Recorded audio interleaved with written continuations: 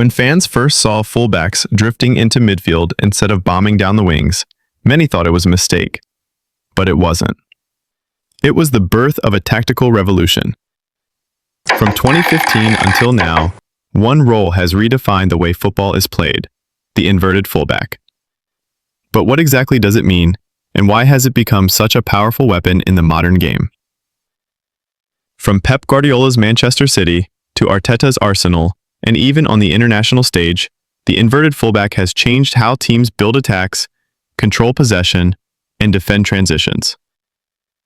In this video, we'll break down what an inverted fullback really is, the advantages it brings, and why it's one of the most revolutionary tactical ideas of our time.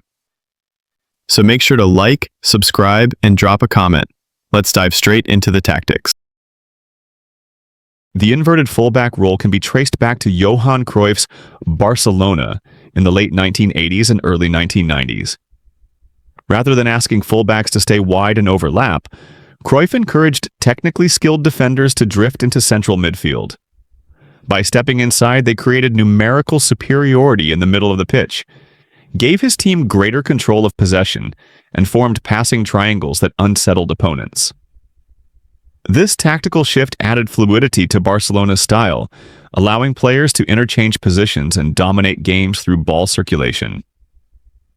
Years later, Pep Guardiola, one of Cruyff's greatest disciples, modernized and popularized the idea.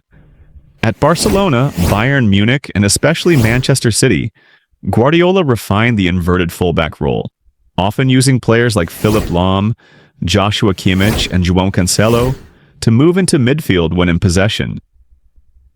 This created a flexible shape where the team could build with an extra midfielder, protect against counterattacks, and control transitions more effectively. One of the biggest advantages of the inverted fullback is the ability to outnumber the opposition in central areas. Modern football often sees midfield set up as a 2 versus 2 or 3 versus 3 battle, and the team that can add an extra man usually gains control of possession and tempo. At Manchester City under Pep Guardiola, when João Cancelo or Zinchenko inverted into midfield alongside Rodri, the structure shifted from a 4-3-3 into a 3-2-5. This meant that instead of being outnumbered against teams pressing with 2 midfielders, City always had an extra man.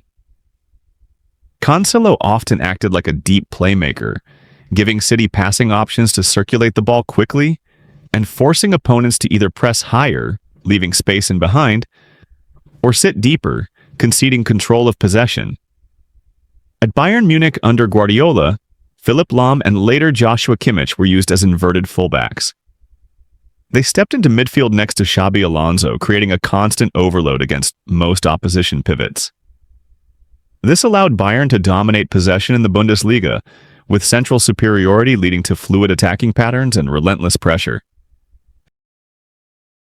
When a fullback inverts, they vacate their natural defensive zone on the flank.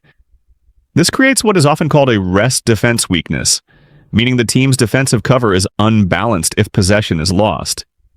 For example, in a 3-2-5 build-up shape, the 2 fullbacks step into midfield, leaving just the back 3 to defend wide spaces. If the opposition plays with quick wingers or a wide front 3, they can target the isolated channel behind the inverted fullback. A classic case is when Manchester City faced counter-attacking sides. By inverting Cancelo or Zinchenko, they left gaps behind on the flanks. Opponents would often hit long diagonals into these wide areas, forcing the center backs to shift out of position. This created situations of defensive underload, fewer defenders versus more attackers in transition, particularly when both fullbacks had inverted simultaneously. In tactical terms, inverted fullbacks strengthen central compactness but weaken horizontal coverage. Teams without quick center backs or good counter-pressing structures risk being exploited in the half spaces and wide channels.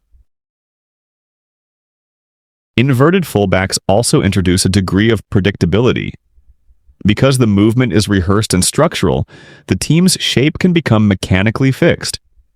This is especially risky against managers who prepare man-oriented pressing traps. For example, When a team inverts into a 3-2-5 or 2-3-5, the opposition can plan to congest the pivot zone. If the inverted fullback and pivot are marked tightly, the team's progression options narrow. This leads to positional stagnation, where the ball circulation becomes predictable, and the opposition can force play into less dangerous zones. Arsenal under Mikel Arteta faced this problem in certain matches during the 2022/23 season. Zinchenko's inversion worked brilliantly when they had control, but against teams who blocked central lanes, Arsenal struggled to progress, becoming overly reliant on individual creativity from Odegaard or Saka. This is an example of tactical rigidity. The structure locks the team into a certain progression pattern, which smart opponents can anticipate. In tactical terms, inverted fullbacks improve positional play fluidity but can cause progression dependency, meaning if the central overload is neutralized, the team has fewer alternative attacking routes.